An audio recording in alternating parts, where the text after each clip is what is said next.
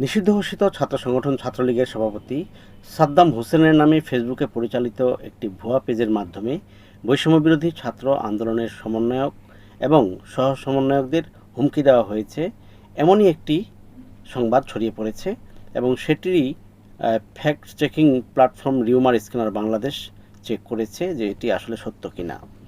Rumour scanner জানায়, সম্প্রতি সামাজিক যোগাযোগ মাধ্যম ফেসবুকে হুসাইন সাদ্দাম নামের একটি পেজের পোস্টের স্ক্রিনশট প্রচার করা হয়েছে এবং এখানে দাবি করা হয়েছে এটি সম্প্রতি নিষিদ্ধ ঘোষিত হওয়া সংগঠন বাংলাদেশ ছাত্রলীগের সভাপতি সাদ্দাম হোসেনের ফেসবুক পেজের পোস্ট।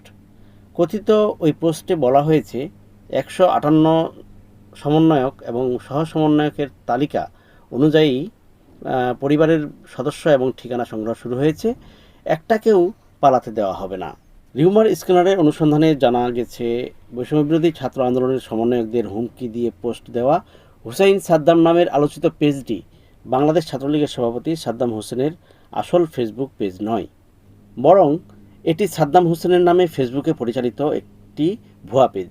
প্রকৃতপক্ষে পেজটি 2019 সালের 26 নভেম্বর শেখ ফজলে শামস পরশ নামে চালু করা হয়েছিল এবং চালু হওয়ার পর থেকে এ পর্যন্ত 3বার পেজটির নাম পরিবর্তন করা হয়েছে। এ বিষয়ে অনুসন্ধানে সেই দাবির সত্যতা যাচাইয়ে সমন্বয়কদের হুমকি দেওয়া আলোচিত পোস্টটির সূত্র ধরে সাদ্দাম হোসেনের নামে পরিচালিত পেজটি পর্যবেক্ষণ করে রিউমার স্ক্যানার।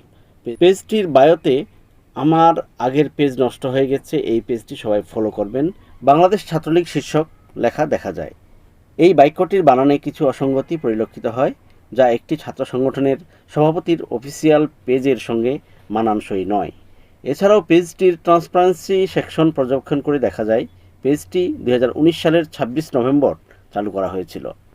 সে সময় পেজটির নাম ছিল শেখ ফজলে শামস পরশ। পরবর্তীতে 2023 সালের 10ই সেপ্টেম্বর পেজটির নাম পরিবর্তন করে রাখা হয় মোহাম্মদ নয়েদ মিয়া। এরপর চলতি বছরের 10ই ফেব্রুয়ারি আবারও পেজটির নাম পরিবর্তন করা হয়, এবার নাম রাখা হয় মোহাম্মদ নয়েদ মিয়া এমপি। এরপর সর্বশেষ চলতি বছরের 17 আগস্ট পেজটির নাম পরিবর্তন করে হুসাইন সাদ্দাম রাখা হয়। অর্থাৎ শেখ ফজলে শামস পরশ নামে পেজটি চালু হওয়ার পর থেকে এ পর্যন্ত 3বার এর নাম পরিবর্তন করা হয়েছে এবং সাবেক প্রধানমন্ত্রী শেখ হাসিনার পতন অর্থাৎ 5ই আগস্ট পরবর্তী সময়ে এই পেজটির নাম পরিবর্তন করে বাংলাদেশ ছাত্রলীগের সভাপতি সাদ্দাম হোসেনের নামে রাখা হয়েছে। রিউমার স্ক্যানার বলছে, পর্যবেক্ষণে দেখা যায় পেজটি বর্তমানে 4 জন এডমিন দ্বারা পরিচালিত হচ্ছে, যাদের সবাই বাংলাদেশে অবস্থান করছেন। পরবর্তীতে অনুসন্ধানে বাংলাদেশ ছাত্রলীগের ফেসবুক পেজে 25 ডিসেম্বর প্রকাশিত এক পোস্টে বলা হয়, বাংলাদেশ ছাত্রলীগের সভাপতি সাদ্দাম হোসেনের ভেরিফাইড পেজ এবং ব্যক্তিগত আইডি উদ্দেশ্যপ্রণোদিতভাবে রিপোর্টিংয়ের কারণে এখনও সক্রিয় করা সম্ভব হয়নি। ফেসবুক পেজ বা আইডি চালু হলে জানিয়ে দেওয়া হবে। বিভিন্ন ফেক পেজ ও আইডির বিভ্রান্তিকর তথ্যের বিষয়ে সবাইকে সচেতন থাকার অনুরোধ করা হয়েছে।